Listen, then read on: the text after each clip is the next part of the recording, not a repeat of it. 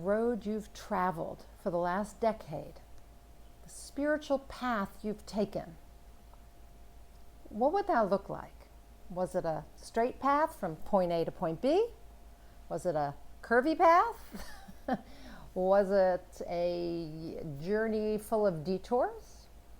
Did you drive with the brake on, or did you drive looking in the rear view mirror? Did you drive along the side of the road, the shoulder of the road most of the time? Did you listen to your GPS, or did you not, and take your own road only to find yourself lost? I've been thinking about this a lot because for me, the last decade has found me mostly riding on the shoulder of the road, sometimes actually with a tire in the dirt, creating a dust storm behind me. Sometimes I think I've traveled the spiritual path in the last decade with the brakes on, with one foot on the brake, one foot on the gas, not going very fast at all, really not moving at all. And I have got lots of excuses for this. I have lots of places to place blame, usually not with myself, at least for the last decade, not so much now. I'm taking responsibility now. But over the last decade, when I think about my spiritual path, I really didn't move very fast, if at all. And I did a lot of blaming, mostly, to be honest, of my husband. Because when we met, we were on a spiritual path together, and the longer we were together, the more we really traveled that spiritual path together, and that was super fulfilling, and was a big part of our relationship.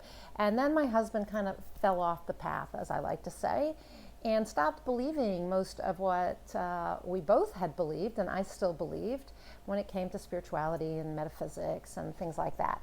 Over the years, it became more uncomfortable for me to express myself spiritually at home and with him, to talk about my beliefs. And I was alone. I felt alone on the journey, the spiritual journey. To be honest, he was still in the car with me, and I often allowed him to take the wheel, and that, or at least to be my backseat driver. And somehow I was always thinking about where he wanted to go, or where, the destination he wanted to arrive at instead of mine, how I wanted to get there, my destination. Now, that's a big old frickin' story, okay? It's how I placed blame, how I justified my own lack of forward movement on the spiritual path, on the spiritual journey. And while some of the details are true, it doesn't matter. It's a story I made up to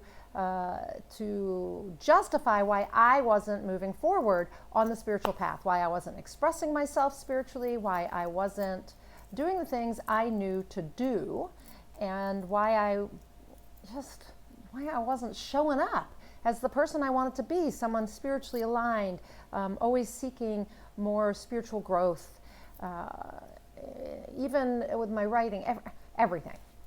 But in any case, it was a justification, and I'm done with that. It's a new decade. I'm done with that. And while I can look back at my spiritual path over the last 10 years and say it didn't move very fast, I had a lot of blame and justification. I had my foot on the brake. I took a lot of detours. I drove on the shoulder, all those things. This decade's going to be different. This decade, I am super focused on spiritual growth. Still with personal growth, because personal growth and spiritual growth go together, right? They're kind of one and the same, but you really can't have spiritual growth without personal growth. And I think when you have personal growth, you tend to grow spiritually, whether you want to or not, whether that's your focus or not. In any case, that's my focus, spiritual growth and alignment with spiritual, with my spiritual self, and expression of that spirituality. Now, all of that requires that I get back on the spiritual path. that I begin to navigate my car off the shoulder of the road. I take my foot off the brake and I navigate onto this road that's going to take me to spiritual growth. So how am I going to do that? And why should I be talking about that with you when I'm going to be doing it like I haven't done it yet? Well, I figure that, I always say that I'm an every woman.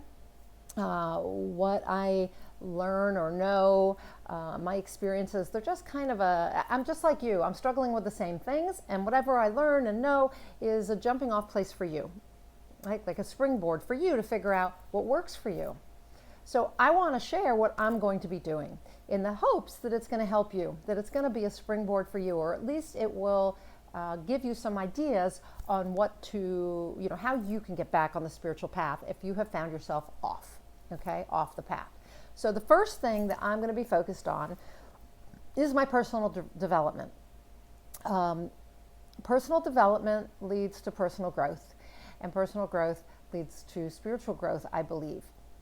So in the personal development area, I will be very focused on the same high performance tools and tips and strategies that I teach my clients. I'm a certified high performance coach, one of about 800 coaches in the world today.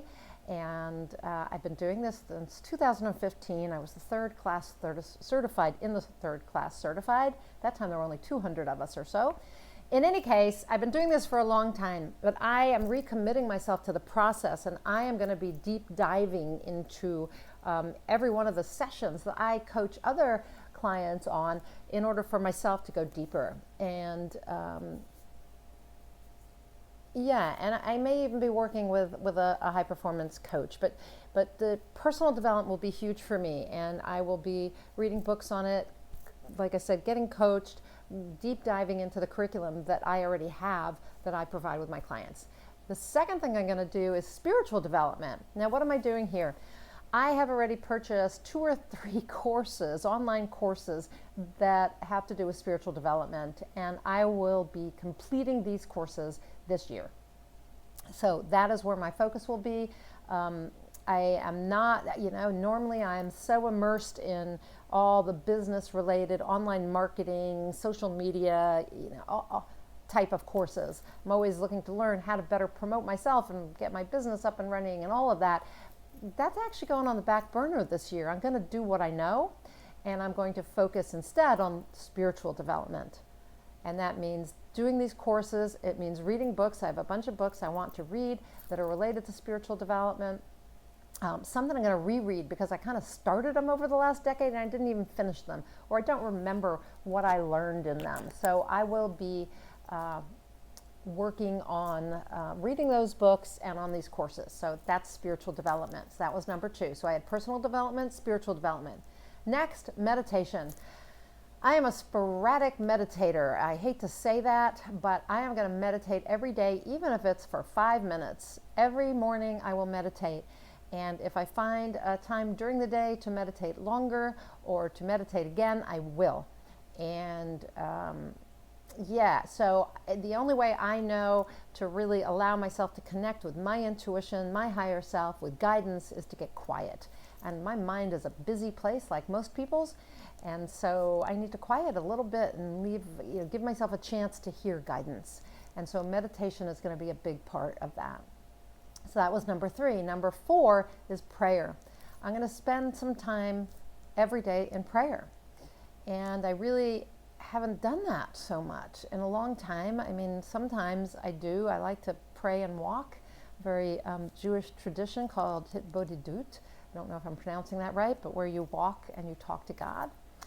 I tend to think of meditation as listening to Source or Creator, and prayer as speaking to Source or Creator. And so I'm going to spend some time praying.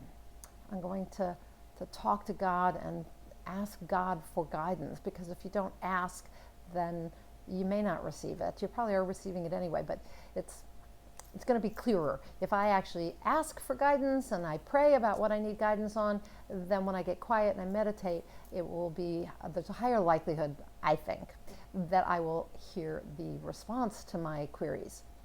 The fifth thing I'm going to do is I'm going to focus on rituals. And so, for instance, I have a morning ritual when I come into my office. I actually like to light candles and set an intention, and to light incense. So I'm going to make sure I do that every day. And when I do my morning routine, I'm also going to light a candle and set an intention. And I'm probably going to smudge or something, do something to change the energy. Smudging is a Native American tradition of using sage to clean the body's energy system, make sure you get rid of negative energies. So things like that, rituals. I used to have some rituals that came out of Judaism, like every time I'd wash my hands, I would raise them and say, that my hands are to be in service to God. Things like that. So I'm going to come up with 3 or 4 or 5 rituals that I can do every day, because that's a way to connect, right? Commandments to do things, at least in the Jewish tradition, the commandments are really ways to remind ourselves to connect with God. So for instance, some of you may know there's a mezuzah on the doorpost, and you touch it going in and out. You may kiss your hand and put your fingers on it, and there's a prayer inside. But really that's a moment of connection. So what I'm looking for are these moments of connection with something higher than me, with source, with creator, whatever you want to call it. The 6th thing I'm going to do is I am going to make sure that every day I spend a little time journaling. I used to journal like crazy, and then my life got busy and I stopped. So in the last couple years, I have tried journaling by hand, journaling online, and I'm sporadic, just like the meditation. And so I want to be more consistent with that. I am going to journal online for the most part, because I don't want more journals lying around my house. And I type faster, and I can read what I wrote. I'm going to be using hand journaling for things where I need to kind of work it out, where I need to see the process. But in any case, I'm going to be journaling on a daily basis. And the 7th thing I'm going to do, which is what I'm just about to do, you can see that it's getting darker, the sun's beginning to set outside. I don't know if you can see kind of the glow on the horizon, but is to spend time in nature. And I'm just about to go for a walk just to the end of the driveway and back. My driveway, however, is almost over a quarter of a mile, and maybe not quite, but almost. And coming back up, it's uphill. Definitely gets your heart rate going. And so I'm going to go out and take a walk to the mailbox and back. But in general, I'm going to make sure that every week I'm spending time in nature. At least 3, 4, 5 times a week, get out in nature, whether it's a walk out to my garden or a walk down the street or a walk by the ocean, whatever it is, I want to get out in nature, because that's a great time for me to feel aligned with the spiritual side of myself. So all of these 7 things are going to help me get back on a spiritual path, continue my spiritual journey a little faster. So again, the 7 things were personal development, spiritual development, both of which will lead to personal growth, meditation, prayer, rituals, journaling, and time in nature. So I would love for you to try some of these too. You don't have to commit to all of them, but I challenge you to commit to at least 2 or 3 of these ways to get back on the spiritual path, or come up with your own. In either case, leave me a comment down below this video, or if you're on my blog, comment in the blog comments, telling me what you have committed to. How are you going to get back on the spiritual path? You might even tell me, how did you get off the spiritual path, and how are you going to get back on? What are you committing to? And then come back and tell me how it's working for you. I'll be sure to check back in and let you know how some of these ways to get back on the spiritual path are working for me. So that's really my challenge to you. Find a way to get back on the spiritual path.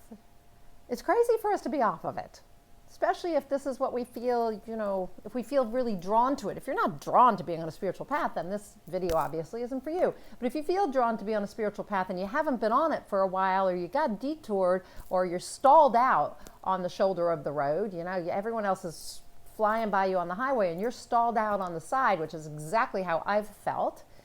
It's time. Get the car repaired. put your foot on the brake, steer out into